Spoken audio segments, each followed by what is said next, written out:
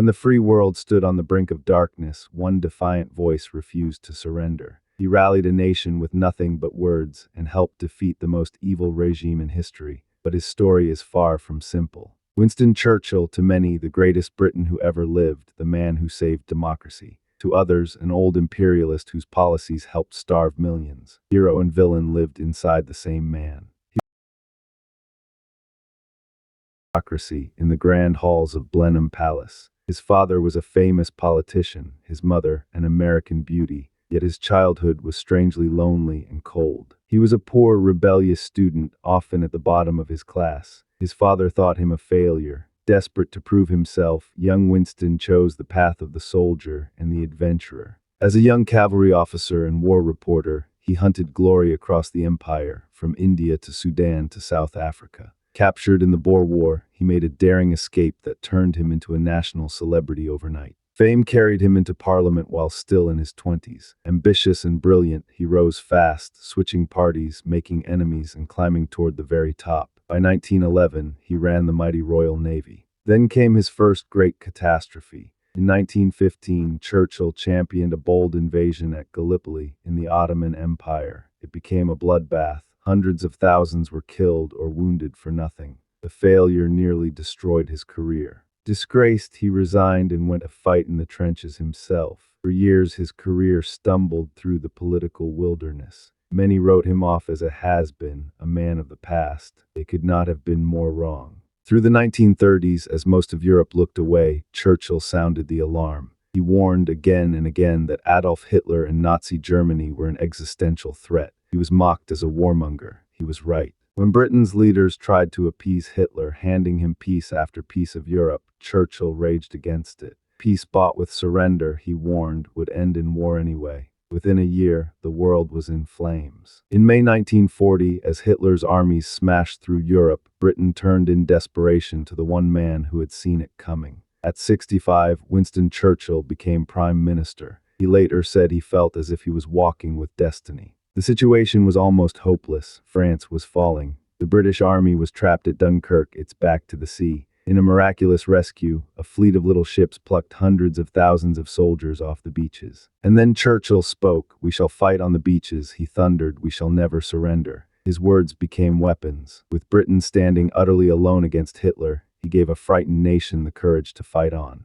That summer, the skies over England became a battlefield. In the Battle of Britain, a handful of young pilots held off the German Air Force. Never, Churchill declared, was so much owed by so many to so few. Night after night, German bombers rained fire on London and other cities in the Blitz. Tens of thousands of civilians died in the rubble. But Britain did not break. Churchill walked the ruins, and the people cheered him on. Churchill knew Britain could not win alone. He courted the American president, Franklin Roosevelt, with all his charm. When Japan attacked Pearl Harbor and America entered the war, Churchill, for the first time, believed victory was possible. But even as he fought tyranny abroad, a darker chapter unfolded in the empire he loved. In 1943, a catastrophic famine struck British-ruled Bengal in India. Some 3 million people would starve to death. As Bengal starved, Churchill's government kept exporting food and refused much of the aid offered. He blamed the Indians themselves, in words dripping with contempt. To this day, many hold him partly responsible for the deaths of millions. This was the other Churchill, a devoted imperialist who believed deeply in the superiority of the British race. He despised Gandhi, opposed Indian freedom,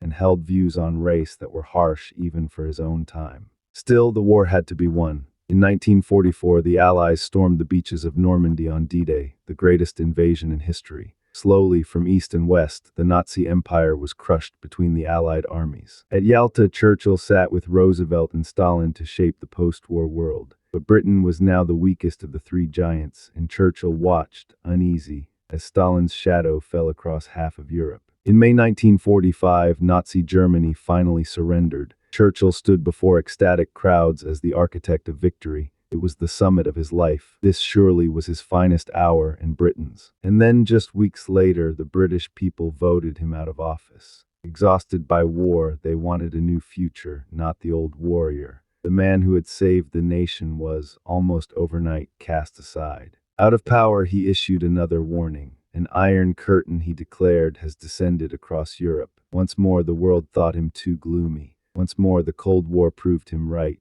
Churchill's warnings had a habit of coming true. In 1951, the old lion returned to power one last time. But he was aging now, weakened by strokes he hid from the public. The world had changed, and the great orator was slowly fading from the stage. He finally stepped down in 1955. He spent his last years painting, writing his histories, and winning the Nobel Prize in Literature. But the fire was dimming. In 1965, Winston Churchill died at the age of 90. His state funeral was the largest the world had ever seen. As his coffin passed down the Thames, the cranes of London's docks bowed in respect. A grateful nation, and much of the world, mourned the man who had defied Hitler. So how do we remember him? The peerless war leader whose courage helped save the world from fascism? Or the unrepentant imperialist tied to famine and to a fallen empire's cruelties? The honest answer is that he was both. A deeply flawed man who, in one desperate year, found within himself exactly the defiance his country and the world needed to survive.